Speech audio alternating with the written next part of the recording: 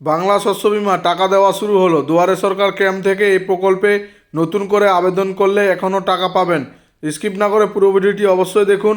চ্যানেলে নতুন হলে অবশ্যই চ্যানেলটিকে সাবস্ক্রাইব করে পাশে থাকা বেল আইকনের নোটিফিকেশনটি অন করে দিবেন এই ধরনের ভিডিওর নোটিফিকেশান সবার আগে পাওয়ার জন্য। তো চলুন বন্ধুরা, পুরো ভিডিওটি দেখে নেওয়া যাক।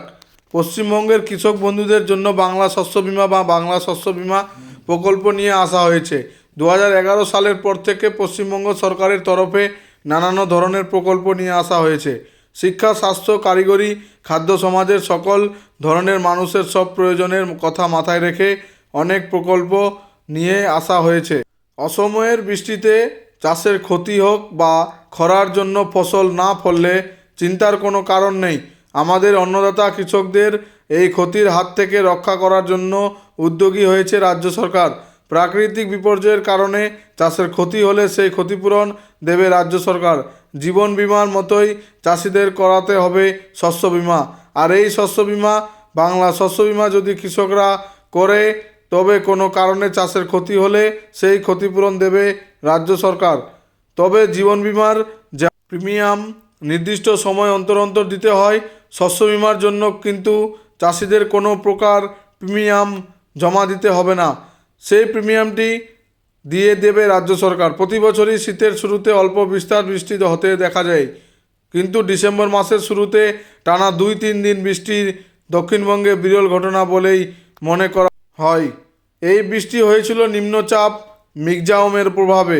বৃষ্টির ফলে চাষের ব্যাপক ক্ষতি হয়েছে পশ্চিমবঙ্গের কৃষকদের। বাংলা শস্য বিমা এই সময় চাষিরা নতুন ধান কেটে ঘরে তোলে, আবার আলু রোপণ করে, শীতের সবজি চাষ করে, কিন্তু বৃষ্টির ফলে এই সমস্ত চাষের ব্যাপক ক্ষয়ক্ষতি হয়েছে। কৃষকদের এই ক্ষতির হাত থেকে বাঁচানোর জন্য মুখ্যমন্ত্রী মমতা ব্যানার্জি এক বড় ধরনের সুখবর জানিয়েছেন। বাংলা শস্য বিমা কৃষকদের করা থাকলে প্রাকৃতিক বিপর্যয়ের কারণে চাষের কোনো ক্ষতি হলে সেই ক্ষতিপূরণ দেবে রাজ্য সরকার।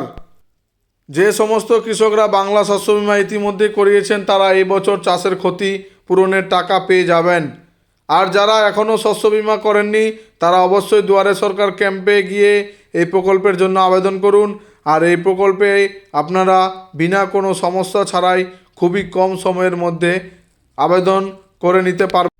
বাংলা শস্য বিমা আবেদন করার জন্য সমস্ত কৃষকদের দুয়ারে সরকার ক্যাম্পে গিয়ে ওই প্রকল্পের জন্য ফর্ম নিয়ে আসতে হবে। তারপর ওই ফর্মটি যথাযথভাবে পূরণ করে ডকুমেন্ট সমেত দুয়ারে সরকার ক্যাম্পে গিয়ে জমা করে আসলে এই প্রকল্পের নাম নথিভুক্ত হয়ে যাবে।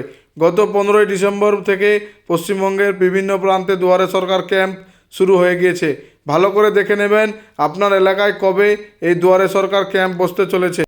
বাংলা শস্য বিমা করতে কী কী নথি লাগবে? কৃষকের আধার কার্ডের কপি, ভোটার কার্ডের কপি, ব্যাংকের পাসবইয়ের কপি, জমির কাগজপত্রের রেকর্ড বা দলিল কপি, কেসিসি অ্যাকাউন্ট নম্বরের কপি, কৃষক বন্ধু আইডি নম্বর থাকলে এর কপি, দুয়ারে সরকার ক্যাম্পে ফর্ম এবং গুরুত্বপূর্ণ ডকুমেন্ট জমা দেওয়ার কিছুদিন পরে বাংলা শস্য বিমা পোর্টালে গিয়ে আবেদনের কী স্ট্যাটাস রয়েছে তা চেক করে নেবেন।